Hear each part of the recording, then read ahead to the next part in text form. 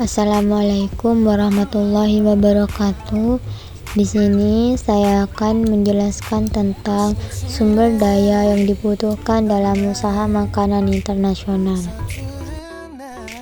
Sumber daya yang dibutuhkan dalam usaha makanan internasional yaitu suatu produksi tidak akan berjalan tanpa adanya faktor-faktor produksi atau sumber daya ekonomi.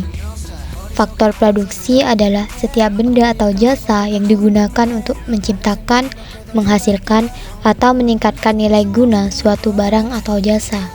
Faktor-faktor produksi merupakan sumber daya ekonomi yang diperlukan untuk menghasilkan barang dan jasa. Faktor produksi dibedakan menjadi 4 macam. Yang pertama, faktor produksi alam. Faktor produksi alam adalah segala sesuatu yang tersedia di alam yang dapat dimanfaatkan manusia untuk melaksanakan produksi.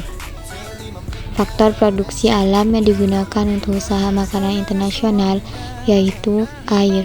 Air dapat digunakan untuk mencuci alat dan bahan makanan. Tanah dapat digunakan sebagai lokasi usaha. Iklim dan udara sangat berpengaruh pada usaha makanan, misalnya untuk daerah dingin, buatlah makanan yang dapat menghangatkan tubuh. Tumbuh-tumbuhan dan hewan merupakan faktor produksi utama dalam usaha makanan internasional. Yang kedua, ada faktor produksi tenaga kerja. Faktor produksi tenaga kerja adalah segala kemampuan yang dimiliki manusia, baik jasmani maupun rohani, yang digunakan dalam proses produksi. Faktor produksi tenaga kerja yang digunakan pada usaha makanan internasional ada 2, yaitu tenaga kerja jasmani dan tenaga kerja rohani. Tenaga kerja jasmani adalah tenaga kerja yang lebih banyak menggunakan kekuatan fisik berupa keterampilan dan merupakan tenaga kerja pelaksana.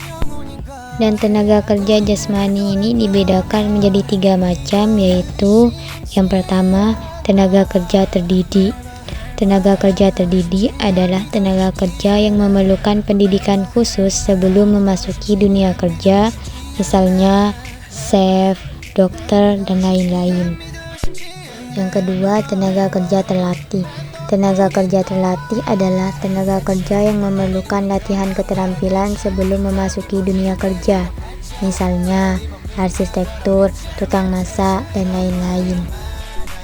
Yang terakhir, tenaga kerja tidak terdidik atau tidak terlatih. Tenaga kerja tidak terdidik adalah tenaga kerja yang tidak memerlukan pendidikan atau latihan keterampilan sebelum memasuki dunia kerja. Contohnya, tukang sapu dan pesuruh. Selanjutnya, tenaga kerja rohani. Tenaga kerja rohani adalah tenaga kerja yang lebih banyak menggunakan kemampuan intelektual dalam melakukan aktivitasnya. Contohnya, manajer pemasaran. Dan yang terakhir adalah faktor produksi modal. Faktor produksi modal adalah setiap benda atau alat yang digunakan untuk menghasilkan barang atau jasa ataupun dapat digunakan dalam proses produksi. Faktor produksi modal yang digunakan terdiri dari 5 sumber, yaitu yang pertama, menurut wujudnya. Menurut wujudnya, modal dibedakan menjadi 2, yaitu modal barang dan modal uang. Modal barang adalah modal yang berwujud barang yang digunakan untuk proses produksi, seperti bangunan untuk warung makanan atau restoran, alat masak, kursi, meja, bahan mentah, dan alat kantor. Modal uang. Modal uang adalah beli modal yang berbentuk uang sebelum diubah menjadi modal barang atau uang tunai, simpanan di bank, dan saham. Yang kedua, menurut fungsinya. Menurut fungsinya, modal dibedakan menjadi 2 lagi, yaitu modal penanganan dan modal masyarakat. Modal penanganan atau private capital adalah modal yang menjadi sumber pendapatan bagi pemiliknya, seperti tabungan di bank dan hasil usaha dagang. Modal masyarakat atau social capital adalah modal yang dipakai dalam proses produksi dan berguna bagi masyarakat umum, jalan masuk ke lokasi usaha. Yang ketiga, menurut sifatnya. Menurut sifatnya, modal dibedakan menjadi dua, yaitu modal tetap dan modal lancar. Modal tetap atau aset kapital adalah barang-barang modal yang dapat digunakan beberapa kali proses produksi seperti warung, alat memasak, dan kendaraan. Modal lancar atau variabel kapital adalah barang-barang atau alat-alat yang habis dipakai dalam satu kali proses produksi, seperti bahan makanan, kwitansi, daftar menu untuk pemesanan makanan. Yang terakhir, menurut bentuknya. Menurut bentuknya, modal dibedakan menjadi dua, yaitu modal nyata dan modal tidak nyata.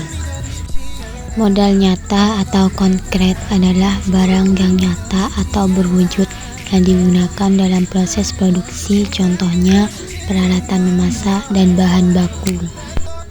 Modal tidak nyata atau abstrak adalah barang modal yang tidak dapat dilihat tetapi dapat menunjang produksi, contohnya keahlian dan kepercayaan dari orang lain.